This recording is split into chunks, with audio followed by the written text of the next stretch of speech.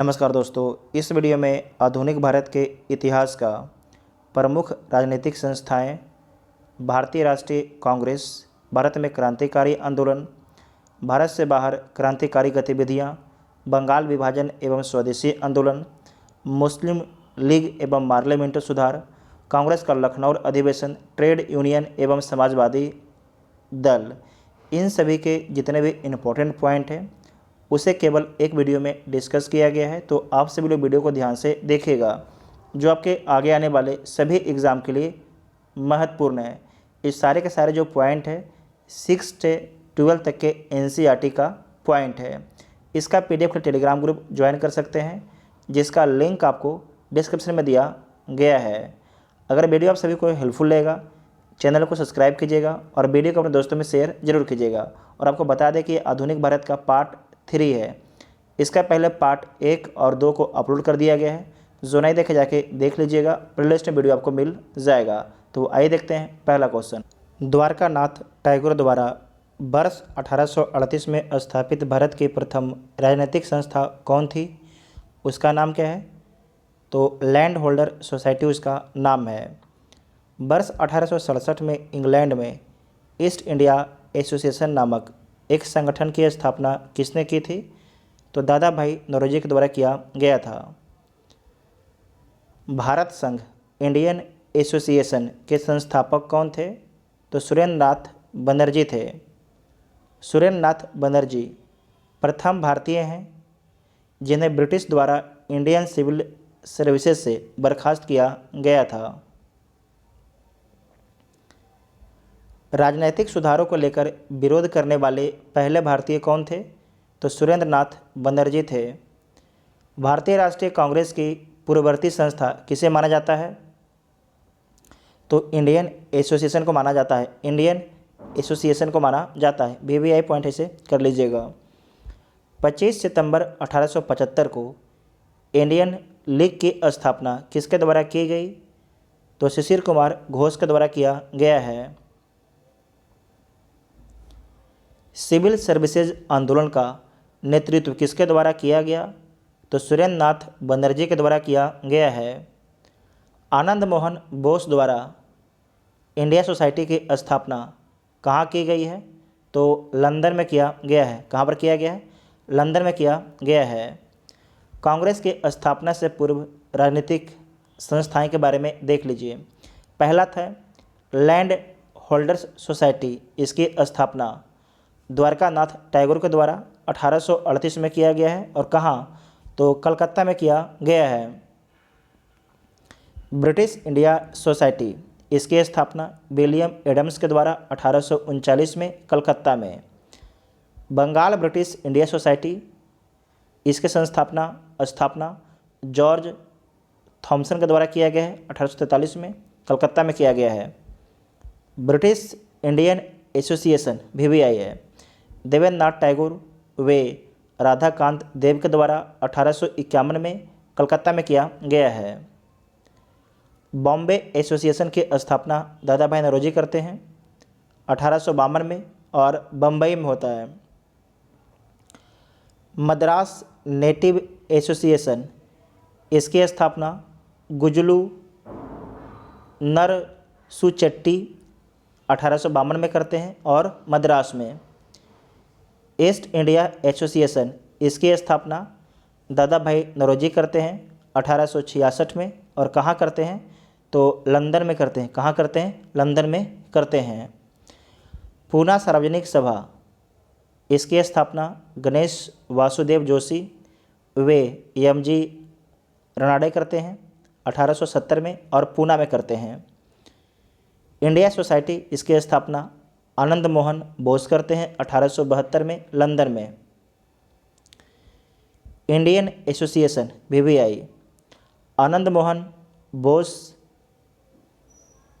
एवं सुरेंद्र नाथ बनर्जी के द्वारा किया जाता है। इंडियन एसोसिएशन की स्थापना 1876 में और कलकत्ता में। इसे कांग्रेस की पूर्व संस्था बोला जाता है। नेटिव प्रेस एसोसिएशन, इसकी स्थापना सुरेंद्र नाथ बनर्जी करते हैं 1877 में दिल्ली में। मद्रास महाजन सभा, इसकी स्थापना पी आनंद चार्लू व वीर राघवाचारी के द्वारा किया जाता है 1884 में। और कहाँ पर होता है? तो मद्रास में होता है। बॉम्बे प्रेसिडेंसी एसोसिएशन इसकी स्थापना बदरुद्दीन तैयब जी व फिरोज शाह मेहता के द्वारा किया जाता है 1885 में और बम्बई में। इम्पोर्टेंट है, ठीक है। उसके बाद है कि अंबेडकर ने अपनी पुस्तक वेटिंग फॉर अ वीजा में जातिगत भेदभाव के शिकार होने की घटना का वर्णन किया है। उसके बाद है भारतीय राष्ट्रीय कांग्रेस के बारे में समझिएगा। 1885 में भारतीय राष्ट्रीय कांग्रेस की स्थापना किसके द्वारा की गई? तो A.O. ह्यूम के द्वारा किया गया है। भारतीय राष्ट्रीय कांग्रेस का प्रथम अधिवेशन कब आयोजित किया गया? तो 28 दिसंबर 1885 को। भारतीय राष्ट्रीय कांग्रेस के प्रथम अध्यक्ष कौन थे? तो बेमेश चंद्र बनर्जी थे। भारतीय राष्ट्रीय कांग्रेस का प्रथम अधिवेशन पुणे में आयोजित किया जाना था, लेकिन उस समय पुणे में बीमारी फैल जाने के कारण प्रथम अधिवेशन मुंबई में आयोजित किया गया था, ठीक है। भारतीय राष्ट्रीय कांग्रेस के दूसरे अधिवेशन की अध्यक्षता किसने की? तो दादा भाई नौरोजी के द्वारा किया गया है। और पहला बेमेश चंद्र बनर्जी के द्वारा। स्वराज को राष्ट्रीय मांग के रूप में सर्वप्रथम किसने रखा था? तो दादा भाई नौरोजी के द्वारा रखा गया था। भारतीय राष्ट्रीय कांग्रेस की स्थापना के समय भारत का वायसराय कौन था? तो लॉर्ड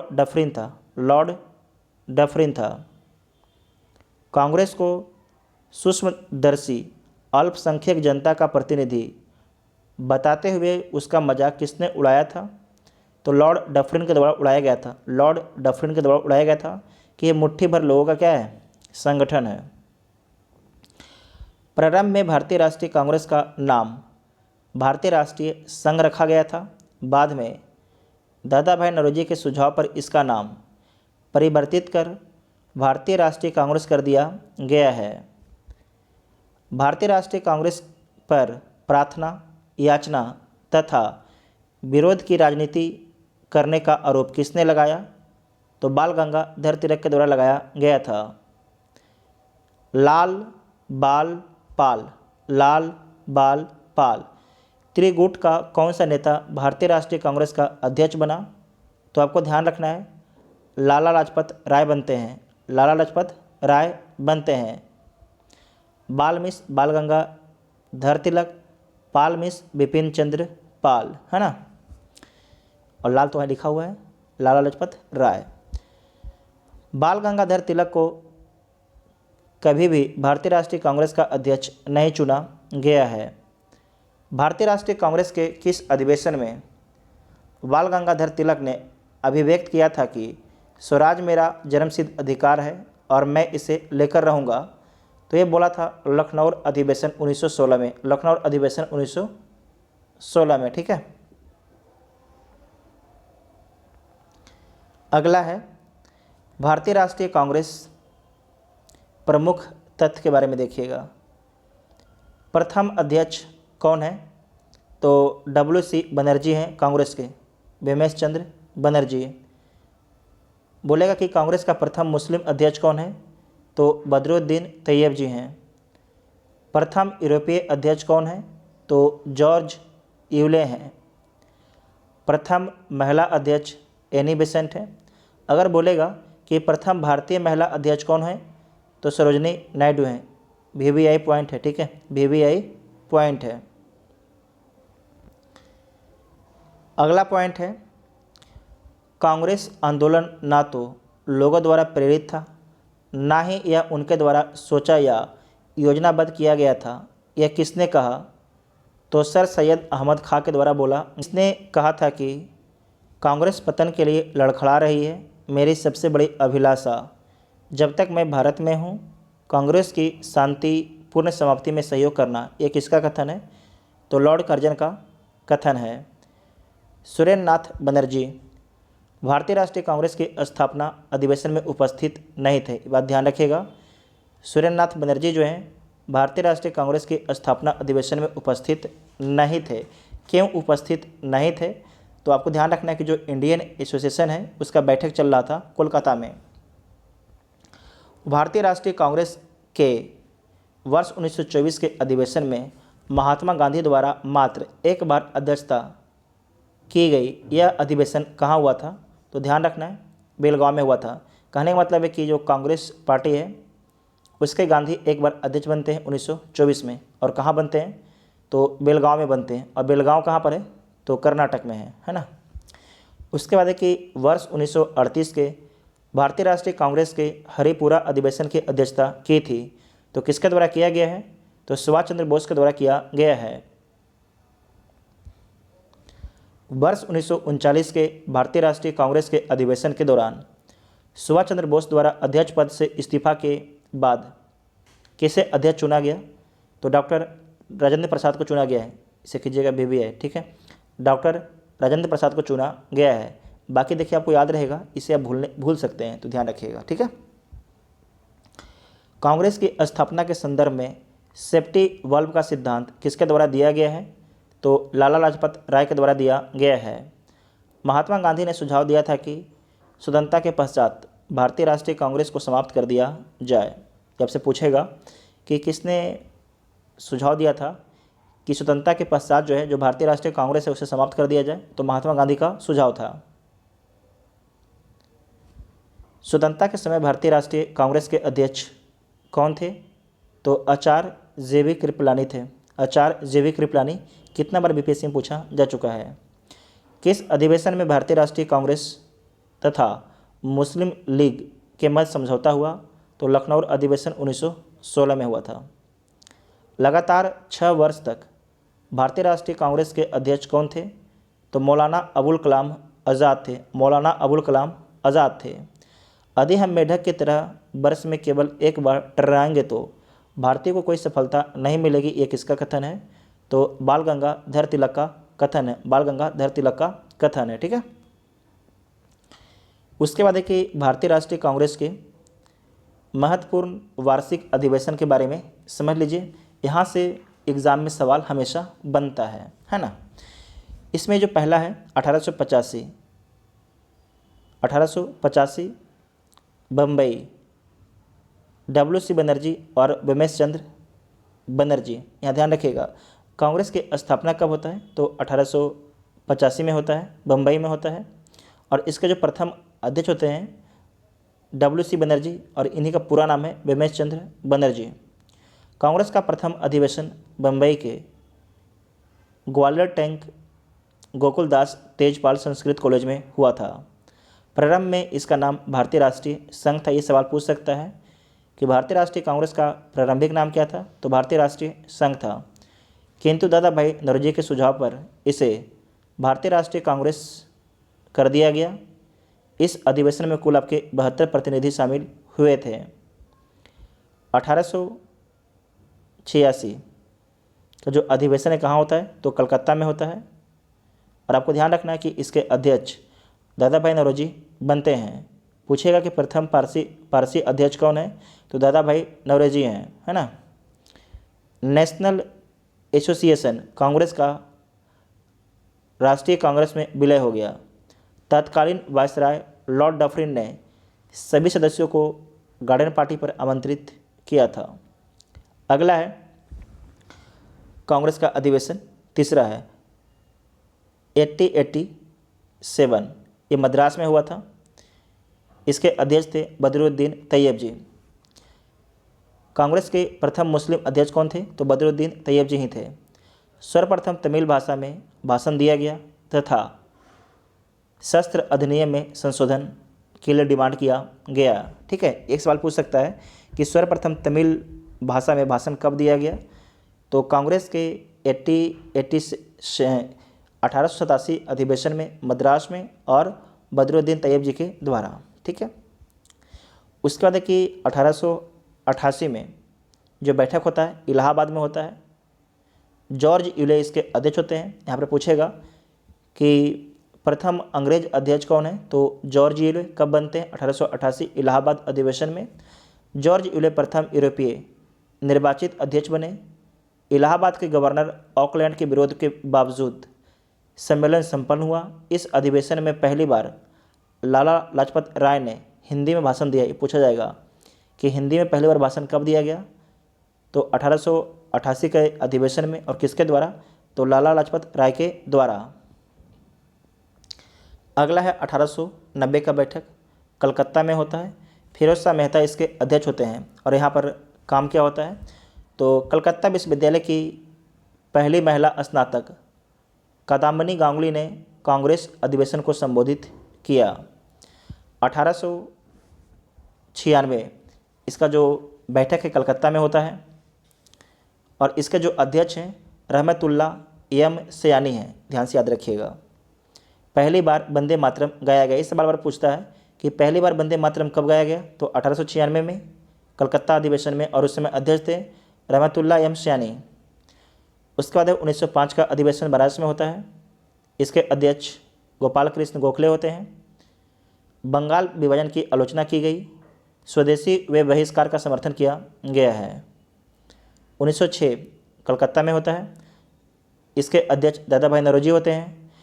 दादा भाई नौरोजी ने स्वराज स्वशासन शब्द का कांग्रेस के मंच से प्रथम बार प्रयोग किया। ये पूछा जा सकता है कि कांग्रेस के मंच से जो है ना प्रथम बार स्वराज शब्द का प्रयोग कब किया गया? तो 1906 में कलकत्ता अधिवेशन में दादा भाई नौरोजी के द्वारा।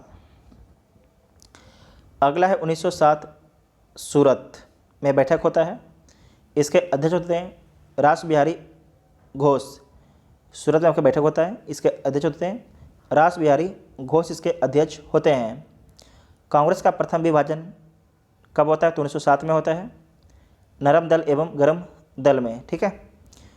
उसके बाद 1911 कलकत्ता में होता है। अध्यक्ष बिशन नारायण धर होते हैं। पहली बार जनगण मन गाया गया। पूछता है कि पहली बार जनगण मन कब गाया गया? तो 1911 कलकत्ता अधिवेशन में। सरकार की कठोर नीतियों का भी विरोध किया गया था यहाँ पर। 1916 लखनऊ अधिवेशन। इसके अध्यक्ष अंबिकाचरण मजूमदार हैं। नरम दल एवं गरम दल का एकीकरण जो 1907 में नरम दल और गरम दल आपके विभाजित हो गए थे, मिल कब जाते हैं? 1916 के अधिवेशन में। कांग्रेस और मुस्लिम लीग में समझौता भी हो जाता है। तिलक ने नारा दिया, स्वराज मेरा जन्मसिद्ध अधिकार है, मैं इसे लेकर रहूँगा। 1916 में ही। ठीक है। 1917 कलकत्ता अधिवेशन होता है। इसके अध्यक्ष एनी बेसेंट। ये प्रथम महिला अध्यक्ष बनती हैं कांग्रेस की। सर्वप्रथम तिरंगे झंडे को कांग्रेस ने अपनाया। ठीक है। सर्वप्रथम तिरंगे झंडे को कांग्रेस ने अपनाया। ठीक है। अगला है 1920 का नागपुर अधिवेशन। इसके अध्यक्ष कौन होते हैं? तो सी विजय राघवाचार्य।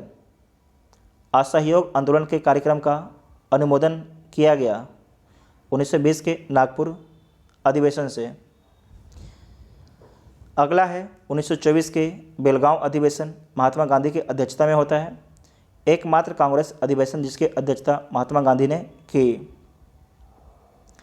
1925 का मद्रास अधिवेशन। इसके अध्यक्ष एस.ए. अंसारी होते हैं।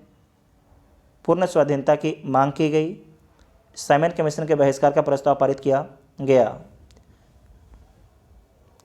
अगला है 1929 का लाहौर अधिवेशन। इसके अध्यक्ष जवाहरलाल नेहरू होते हैं।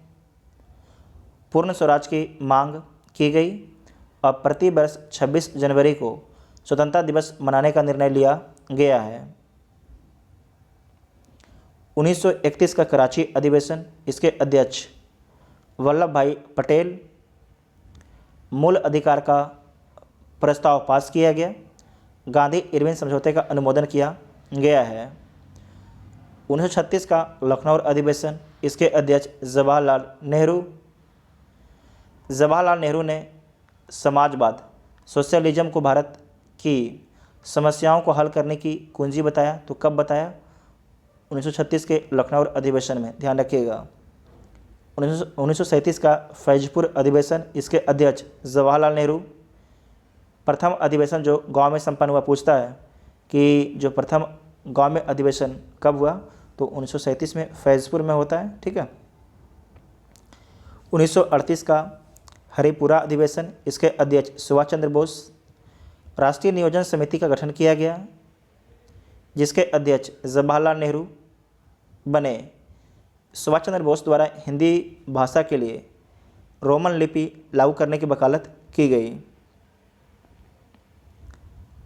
अगला 1940 का रामगढ़ अधिवेशन, मौलाना अबुल कलाम आज़ाद अध्यक्ष बनते हैं।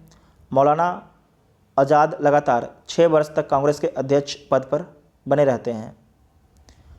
1946 का मेरठ अधिवेशन, आचार्य जेबी कृपलानी इसके अध्यक्ष होती हैं। और सवाल पूछेगा कि आज़ादी के समय कांग्रेस के अध्यक्ष कौन थे, तो आचार्य जेबी कृपलानी थी। आचार्य जेबी कृपलानी थे। ये पुरुष है, महिला नहीं है। ठीक है। चलिए,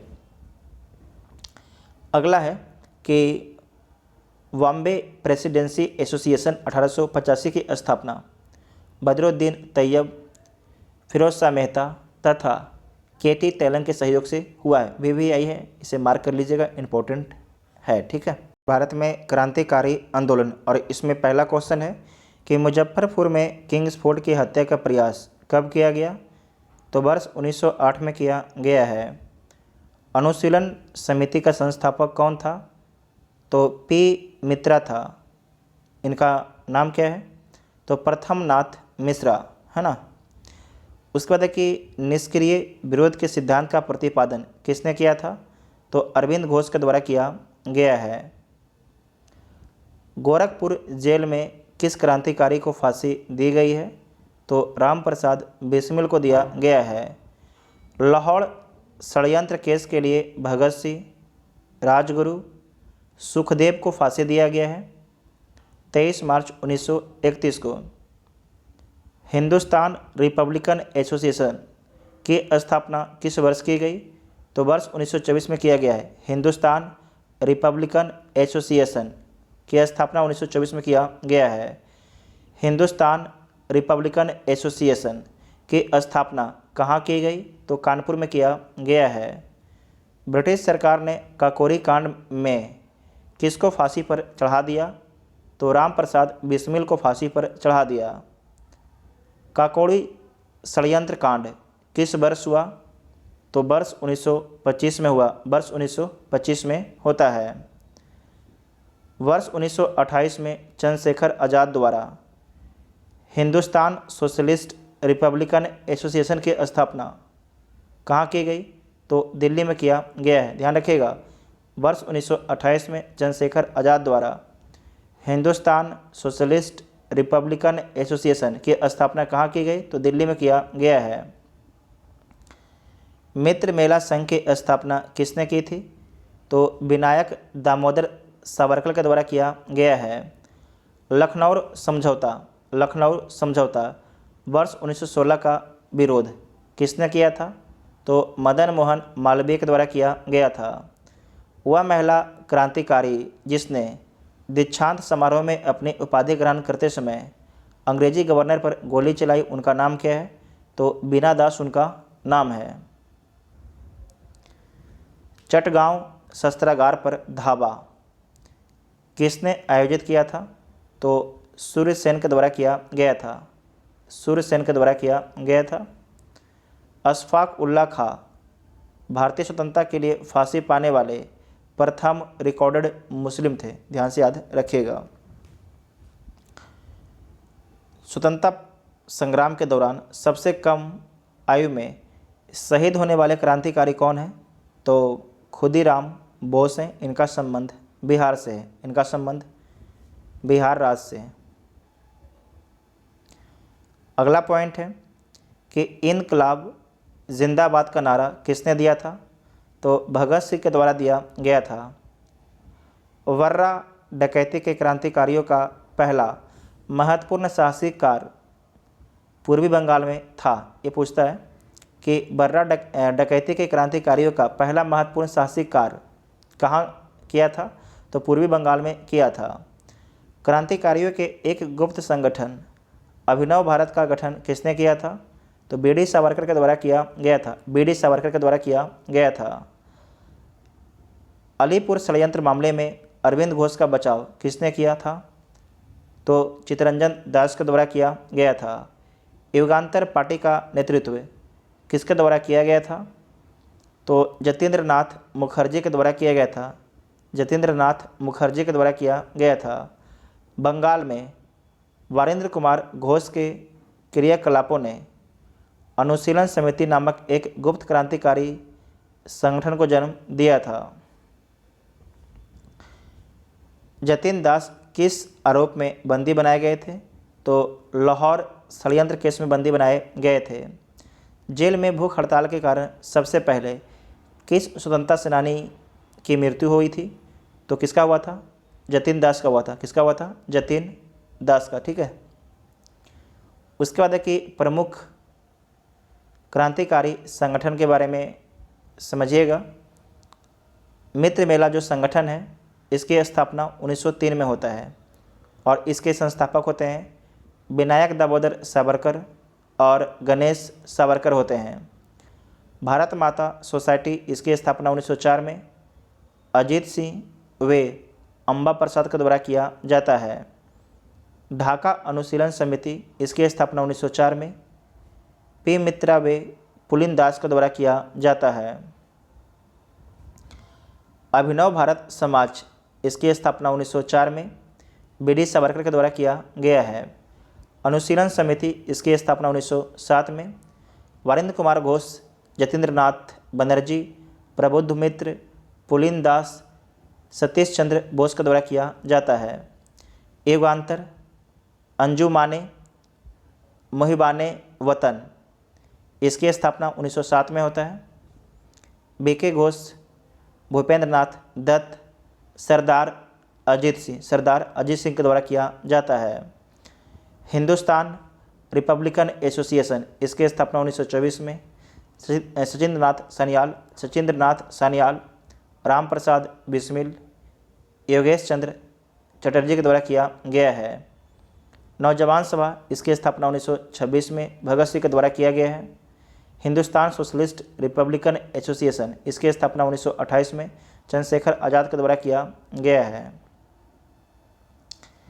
नेक्स्ट है जिया तरंग आंदोलन को रानी गैंडरेनू ने आरंभ किया था तथा उन्होंने ब्रिटिश राज के विरुद्ध नगाओं को संगठित किया था। इसे ध्यान से याद रखिएगा, ये नागालैंड का आंदोलन है। ठीक है, नागालैंड का आंदोलन है।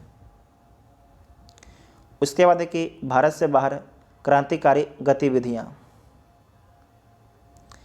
इसमें पहला सवाल है कि वर्ष 1905 में श्यामजी कृष्ण वर्मा द्वारा इंडियन होम रूल सोसाइटी की स्थापना कहाँ की गई? तो लंदन में किया गया है। सर्वप्रथम किस महिला ने भारतीय तिरंगा फहराया था? तो भीकाजी रुस्तम कामा के द्वारा फहराया गया था। BBI पॉइंट है, याद रखिएगा। भारतीय क्रांति की माँ किसे कहा जाता है? तो भीकाजी रुस्तम कामा को बोला जाता है। प्रथम विश्व युद्ध के दौरान कहाँ पर भारत की एक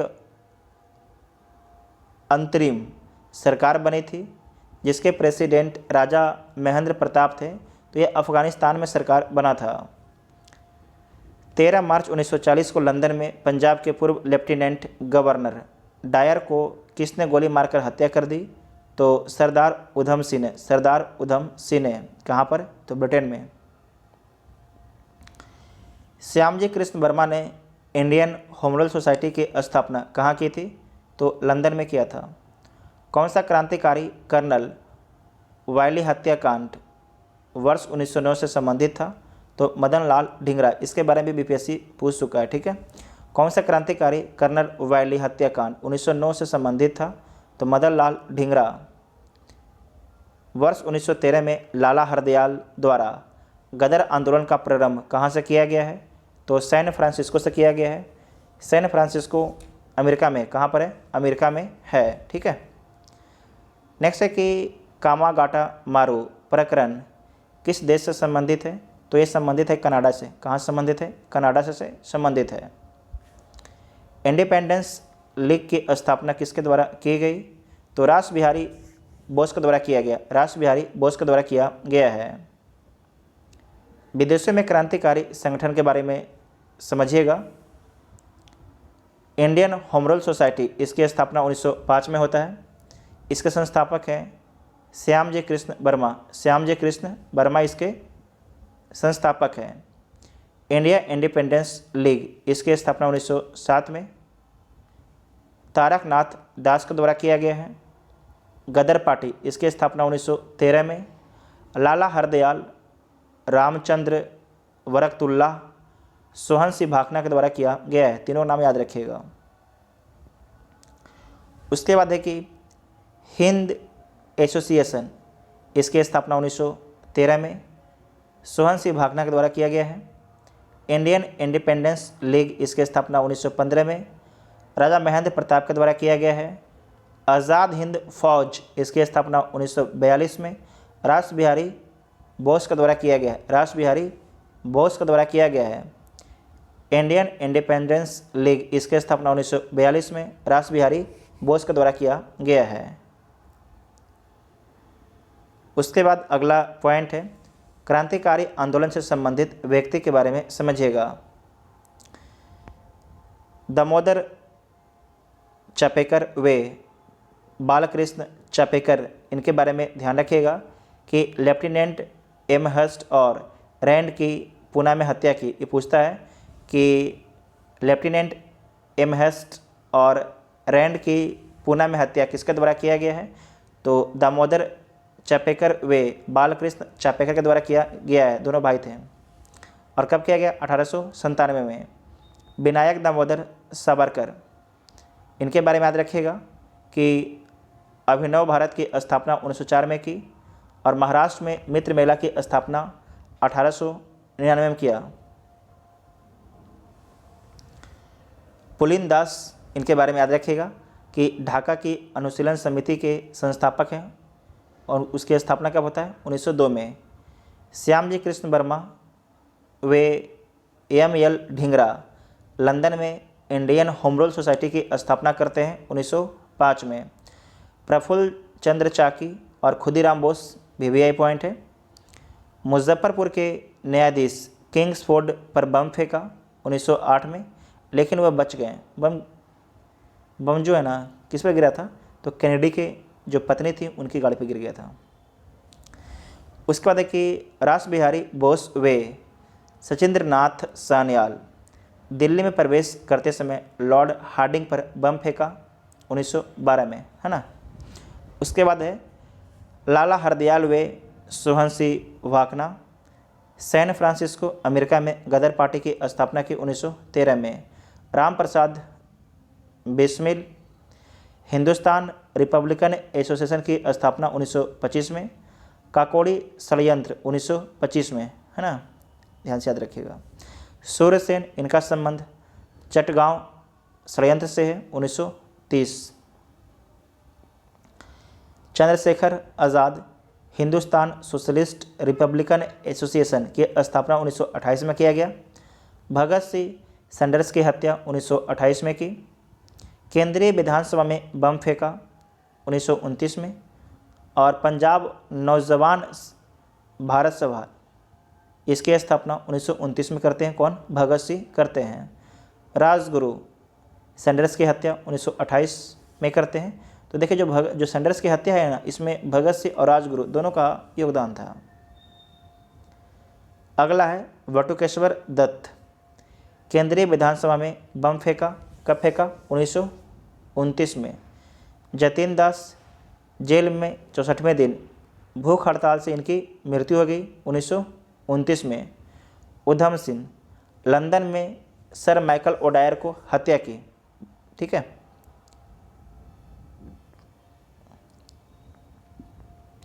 इसमें अगला पॉइंट है कि उत्तरी अमेरिका के भारतीय क्रांतिकारियों ने गुजराती, उर्दू, मराठी, हिंदी आदि भाषाओं में गदर नामक अखबार प्रकाशित किया। तो आपसे पूछेगा कि जो गदर नामक अखबार है किस किस भाषा में प्रकाशित होता था? तो गुजराती में, उर्दू में, मराठी में और आपके हिंदी में। ठीक है। अगला टॉपिक है बंगाल विभाजन एवं स्वदेशी आंदोलन। बंगाल का विभाजन किस वायसराय के कार्यकाल में हुआ है? तो लॉर्ड कर्जन के शासनकाल में हुआ है। बंगाल विभाजन की घोषणा कब प्रभावी हुई? तो 16 अक्टूबर 1905 को प्रभावी हुई।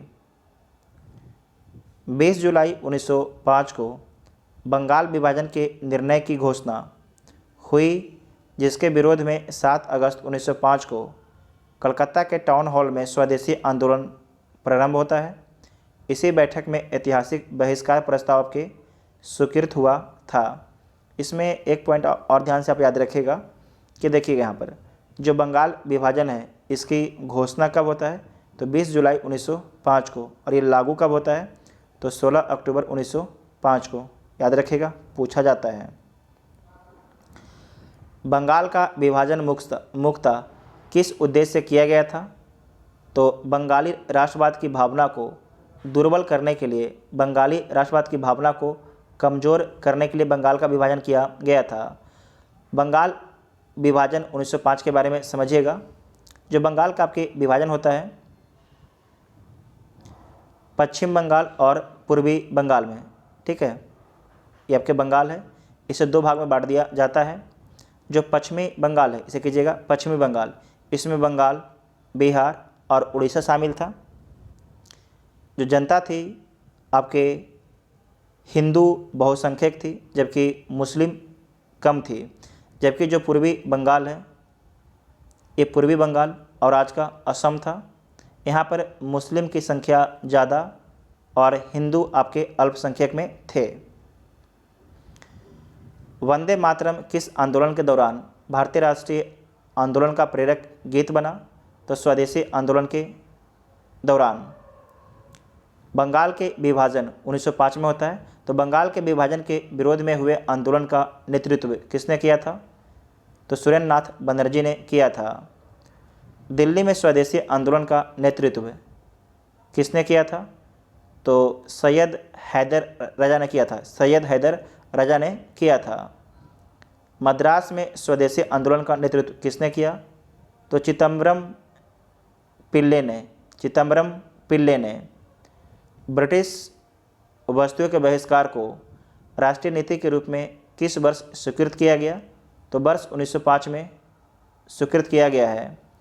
ब्रिटिश पत्रकार H.W. नेविन्सन किस आंदोलन से जुड़े हुए थे? तो स्वदेशी आंदोलन से जुड़े हुए थे। 16 अक्टूबर 1905 को बंगाल में शोक दिवस मनाया गया। रविन्द्रनाथ टैगोर के सुझाव पर संपूर्ण बंगाल में इस दिन को राखी दिवस के रूप में मनाया गया। अगला पॉइंट है, वर्ष 1905 के स्वदेशी आंदोलन को कृषक तथा मुसलमान वर्ग का विशेष समर्थन प्राप्त नहीं हुआ। ध्यान रखिएगा, पूछेगा जो स्वदेशी आंदोलन है इसे किसका समर्थन नहीं मिला? तो कृषक का और मुसलमान का समर्थन नहीं मिला। भारत के प्राचीन कला परंपराओं को पुनः जीवित करने के लिए एक Indian society of oriental art की स्थापना किसने की? तो अविंद्रनाथ टैगोर ने की है।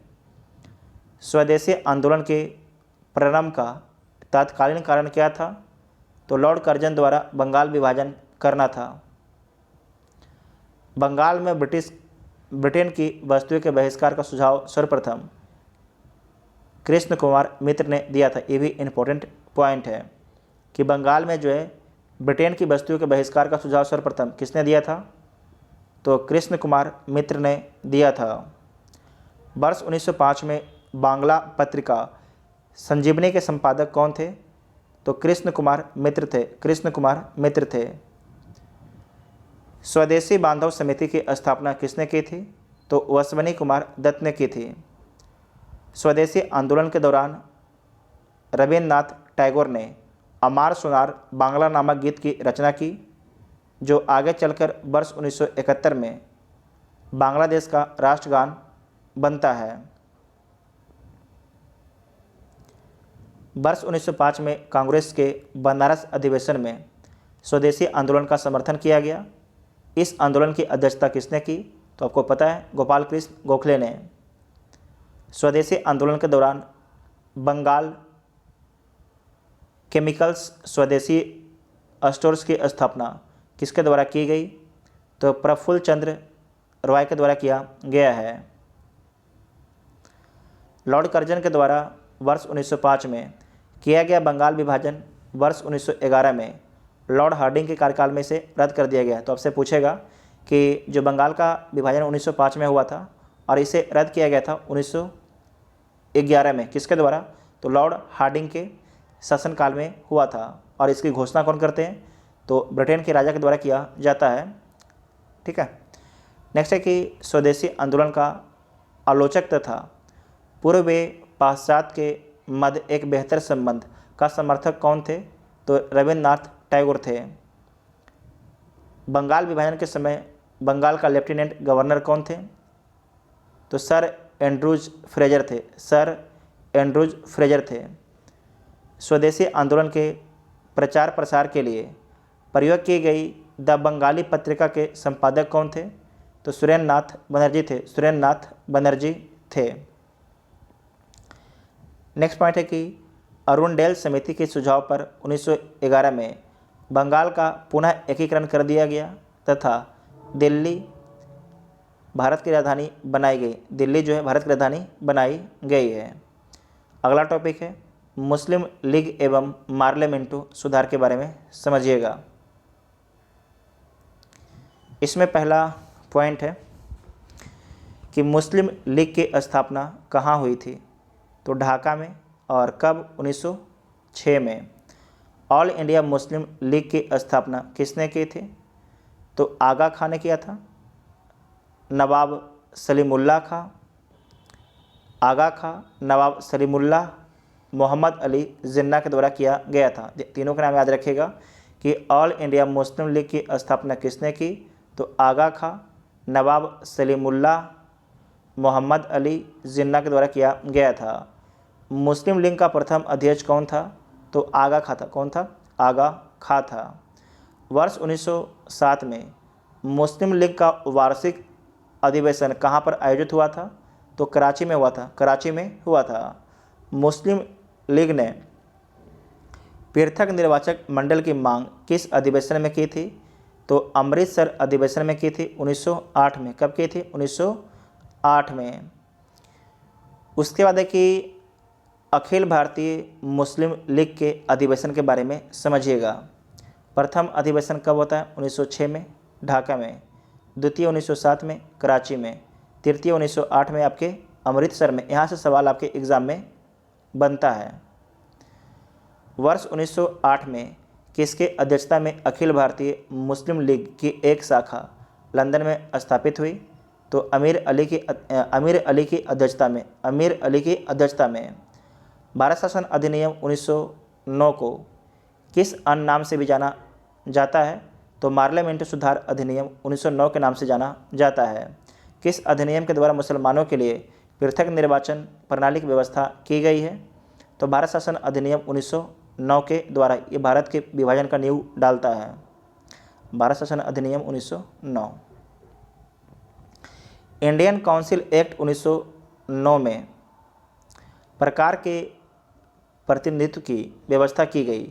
तो सांप्रदायिक प्रतिनिधित्व की व्यवस्था किया गया। इसे दोबारा देखिएगा कि इंडियन काउंसिल एक्ट 1909 में यहाँ पर होना चाहिए किस प्रकार के प्रतिनिधित्व की व्यवस्था की गई है? तो सांप्रदायिक प्रतिनिधित्व की व्यवस्था की गई। यहाँ पर मुसलमानों के लिए अलग प्रतिनिधित्व दे दिया गया था। 1909 के सुधार बिल में पृथक निर्वाचन को स्वीकार कर लिया गया। यहीं से द्विराष्ट्र टू नेशन थ्योरी की अवधारणा का आरंभ माना जाता है। ठीक है।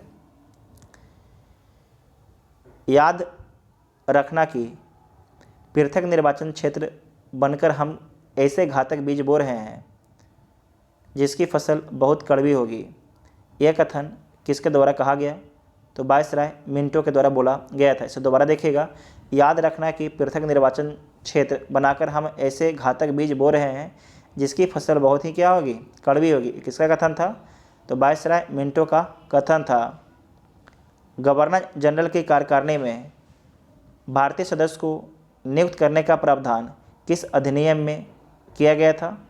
तो पार्लियामेंट सुधार अधिनियम 1909 में किया गया था।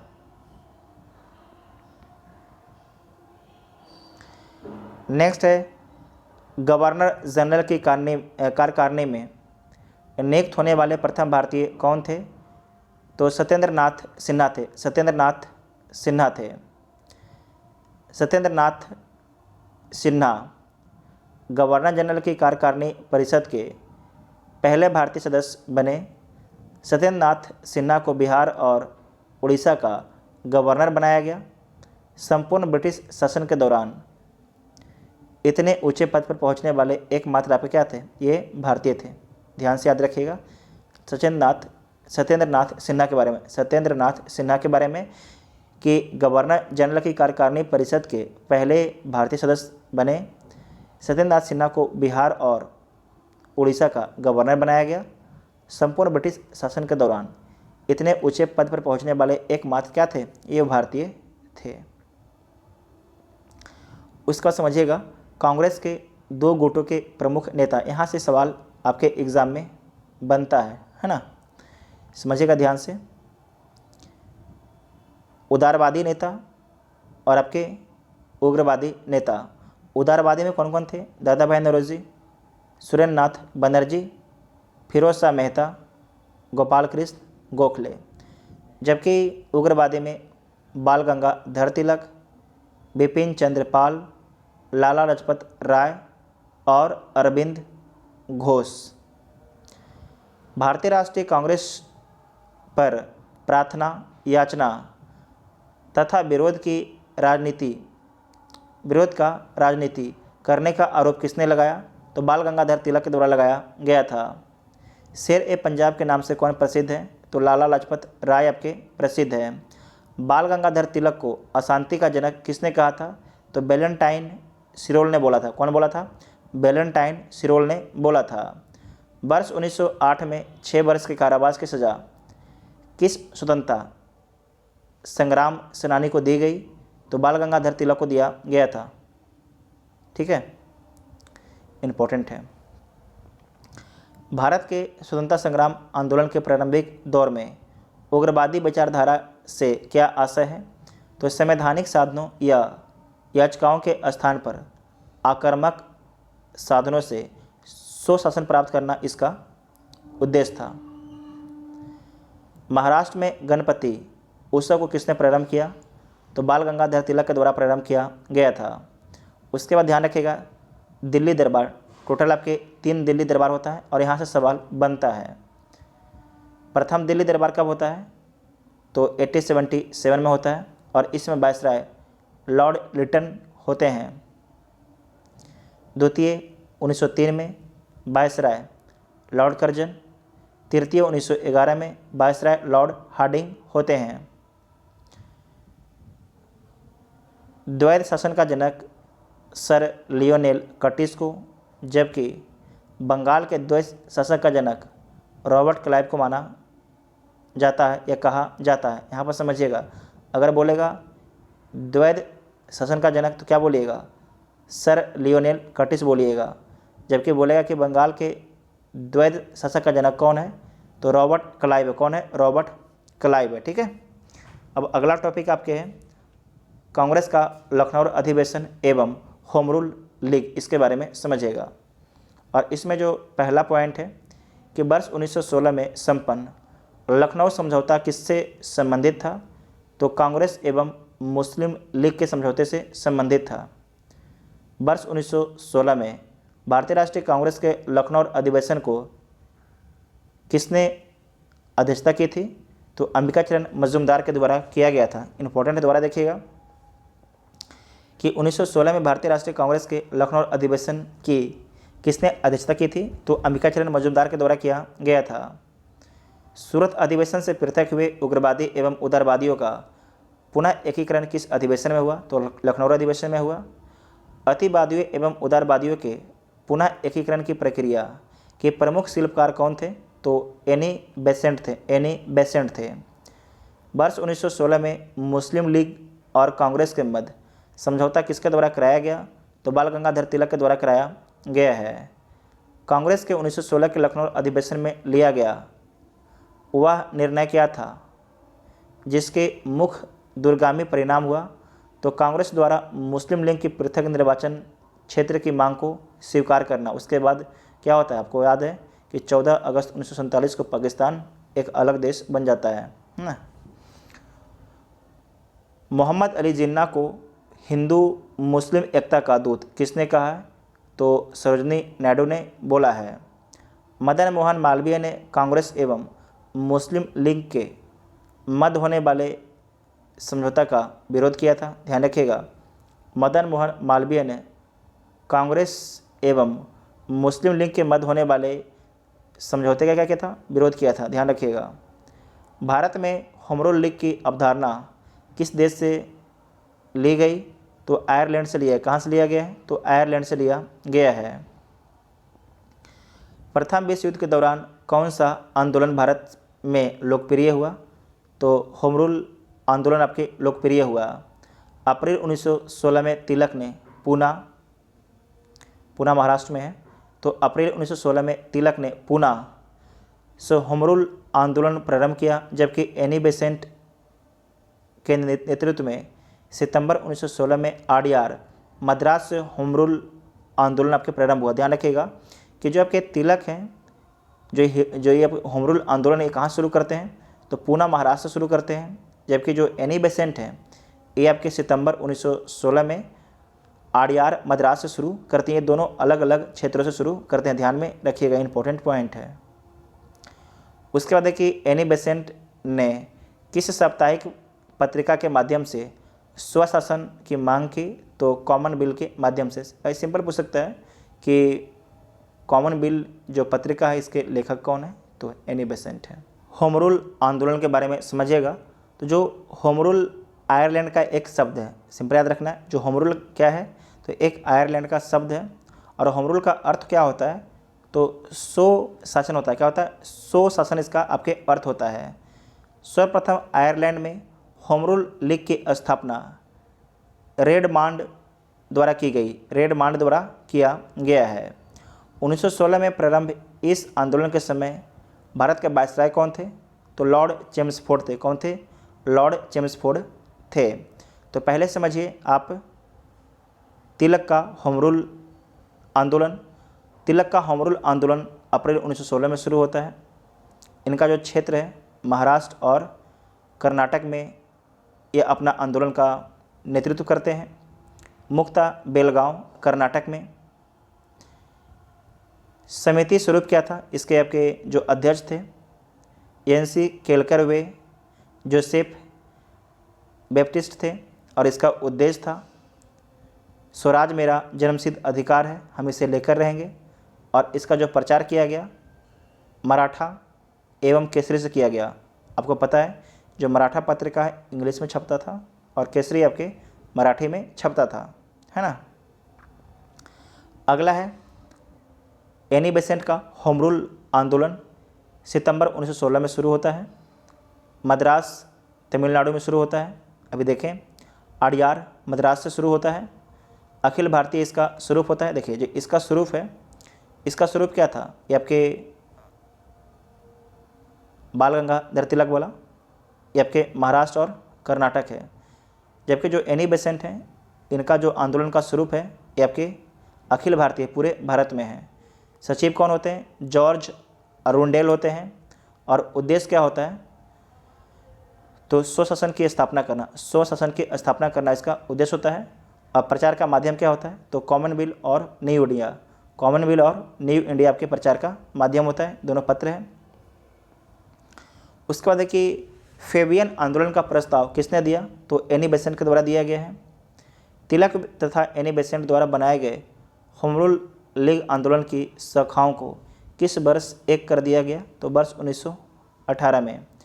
वर्ष 1915 में अमेरिका में होम रूल लीग का गठन किसके द्वारा किया गया? तो लाला लाजपत राय के द्वारा किया गया। एनी बेसेंट की होम रूल लीग के साथ George Arundale, C P. Ramaswami Iyer, B P. Wadia, Motilal Nehru, Tej Bahadur Sapru, Madan Mohan Malaviya आदि संबंधित लोग थे। ठीक है, इनका संबंध एनी बेसेंट से था। अगला है कि 22 जनवरी 1916 को लंदन में भारतीय होम रूल लीग की स्थापना की गई। इसके महासचिव कौन थे? तो डी ग्राहम पोल थे। डी ग्राहम पोल थे। अगला टॉपिक है ट्रेड यूनियन एवं साम्यवादी दल। साम्यवादी दल, तो इसमें जो आपका पहला पॉइंट है, वर्ष 1890 में गठित भारत का प्रथम मजदूर संगठन बॉम्बे मिल हैंडल्स की स्थापना किसके द्वारा की गई? तो ANM लोखंडे के द्वारा किया गया है। वर्ष 1918 में अहमदाबाद टेक्सटाइल लेबर एसोसिएशन की स्थापना किसके द्वारा की गई? तो महात्मा गांधी जी के द्वारा किया गया। महात्मा गांधी जी के द्वारा किया गया है। गांधी जी ने अहमदाबाद टेक्सटाइल लेबर एसोसिएशन से ट्रस्टीशिप का सिद्धांत प्रतिपादित किया।